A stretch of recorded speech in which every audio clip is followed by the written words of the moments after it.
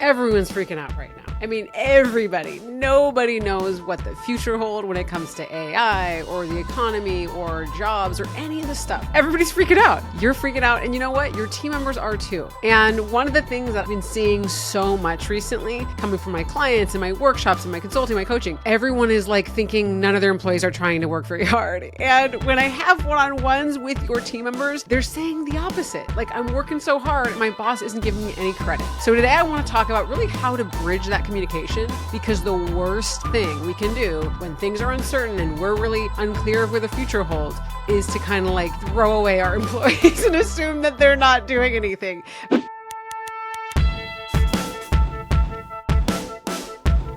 Okay, I am urging you, give this a listen, try the things I'm talking about, and there's so much more that is salvageable about your situation. All right, I'm Leah Garvin, and this is the New Manager Playbook, where I talk about all things managing your team, because dealing with people is hard enough. So I'm here to make it easy, make it straightforward, and really get you out of this stuck place when it comes to managing. So what does this look like, this uncertainty? I mean, I would say how it shows up for us as leaders is we are carrying so much pressure, so much weight. If you are a business owner, you got the whole business to figure out, like all that is on your shoulders. You're paying everybody's salaries, right? It's all on you. The pressure, the future, all of these things. And you're trying to figure out, well, how do you stay profitable? How do you grow? How do you keep expanding the business? What new team members are you bringing on? That is a lot to carry and to be thinking about. And so it's natural that that is feeling stressful. Okay. And now if you're a corporate leader, you're dealing with uncertainty around layoffs, around priorities shifting constantly. You know, maybe your company is doing one thing and then all of a sudden a competitor's doing something else, and there's a lot of pivots. There's reorgs. There's really a general in the corporate world, I would say, we're kind of all wrestling with general, just like low motivation. There's been a lot of change. It's really scary. You know, am I going to be replaced by AI? What is my role going to be eliminated? There's a ton of fear right now, right? And so if you're a corporate leader, you're dealing with having a ton of questions coming at you that you don't know, you probably maybe don't know how to answer or really can't answer anyway, even if you do kind of know where things are going. So this is a really, really hard moment right now. And I want to empathize with that first and foremost. We are all kind of like, what's going on? You know, we're hoping that things kind of get more stable soon, of course, but like, we don't know that. And everybody as a leader, you know, everyone's going to be coming to you to get some sort of sense of stability. And what I'm hearing right now from leaders, whether it's corporate leaders or your business owner, entrepreneur, founder, whatever you're in, is that like some of that pressure, it's coming through to your teams and they're not feeling like they have that sense of stability. And the way I'm seeing it is I have a lot of one-on-ones with employees. So a lot of times I work with a team and I work with the leaders and we figure out kind of what changes we want to make or what kind of trainings or workshops we want to do with the team. And then I meet with folks one-on-one to really understand, you know, what is their sentiment, what's going well, what could be improved, so that I can really connect the dots. And we're both saying the same things.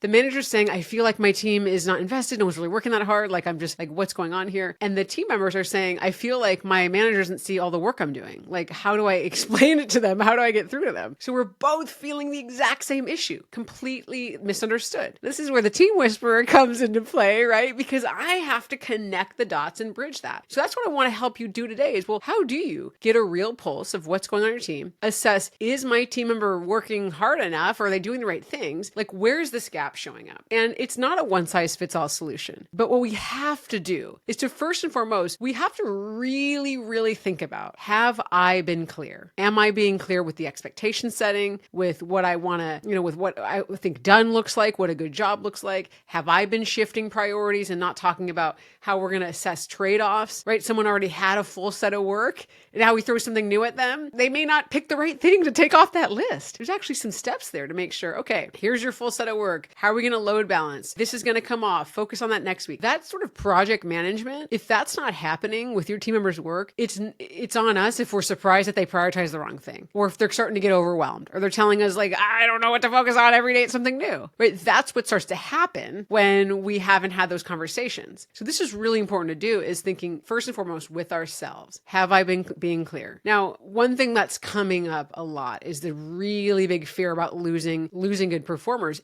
High turnover, I talk about it so much, right? It costs between 50 and 200% of someone's salary to replace them. And if you have a high performer leave and you're blindsided, I've talked about this recently on the show, it's on you, right? Because by checking in with our team members, we can kind of get a better pulse on that. We know we can't always prevent people from leaving, but we don't have to be blindsided. And so the next thing we want to be doing is as we're checking ourselves, saying, well, am I checking in with my team members to kind of get a sense of how are they doing? Are they feeling unmotivated? What are things that I can adjust? Are there ways that I can look ahead at future projects and say, hey, right now we have this big push. We have to get to this milestone. And your goal of being a manager, your goal of working on this kind of thing, it's on my radar. And I'm going to figure out a way to get you involved in that work soon. The proactive check-ins are not only a retention strategy, it's to continue to re-enlist your people over and over and over and over. We can't promise certainty. We can't promise, that there won't be a reorg, there won't be layoffs, or there won't be a pivot, nothing like that. We can say, hey, while you're here, while you're on this team, here's what I'm going to do to help you get to your goal. Here's what I'm going to do to help you,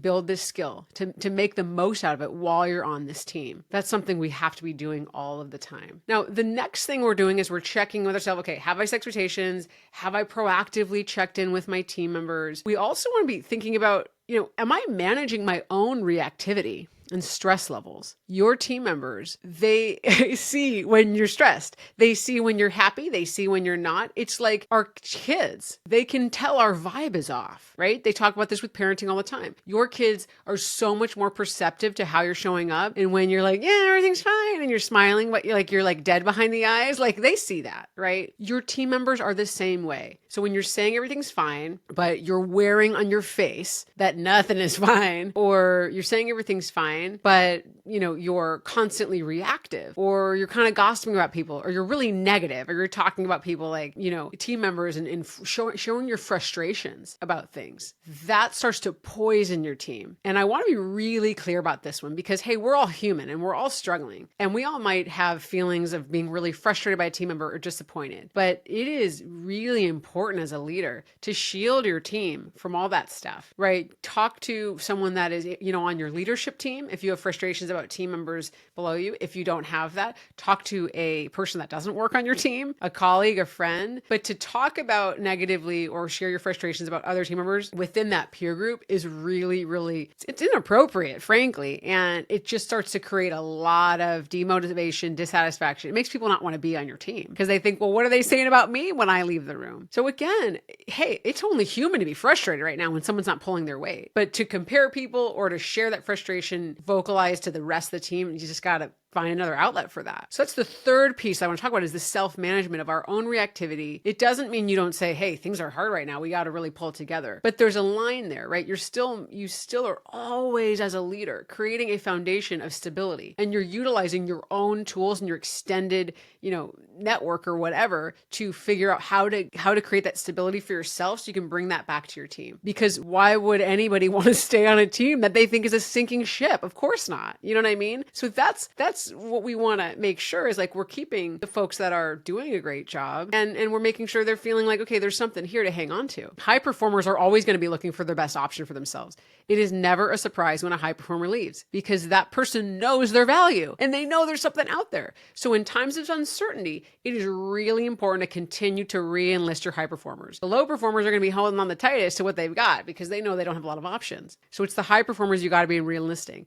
They're the most sensitive to the negative vibes. Honestly, they're the most sensitive to things feeling erratic and chaotic. They're the most sensitive to not feeling like, you're going silent on folks and coming back with very little information. They're the most tuned into that. So these things I'm talking about self-managing, it's to keep your 10Xers like, okay, I can weather this storm. You're building resilience. You're making sure they're seeing, okay, like this, it's not like there's predictability here, but there's really not anywhere. So like, this is a great situation for me to keep going. Those are the ways that we keep our team members feeling like, even though there's uncertainty, you're presenting a really solid foundation. And it allows people, again, I said it builds resilience, confidence in you. It helps people stay being creative because we're not all in high alert. Like I'm only doing the bare minimum here because who knows what's going to happen. And you're going to really need these folks. Now, the last thing around leading in uncertainty, I think is to not assume the worst when you're stressed and you feel like, hey, I'm working on this shit 20 hours a day. I care about this. To start to look for problems because confirmation bias, that will get you so hard. It will start to really chip away at your own motivation. Looking for, you're feeling frustrated. You feel like your team's not pulling your weight. And then you start looking for the proof points for that. Again, we're all human. This is very common. Got to be ahead of this. And that's why I'm talking about this. Think about, where am I bringing confirmation bias bias are the people on my team that I kind of feel frustrated by. I haven't maybe given the feedback. I haven't maybe set expectations. That's another story. So when they like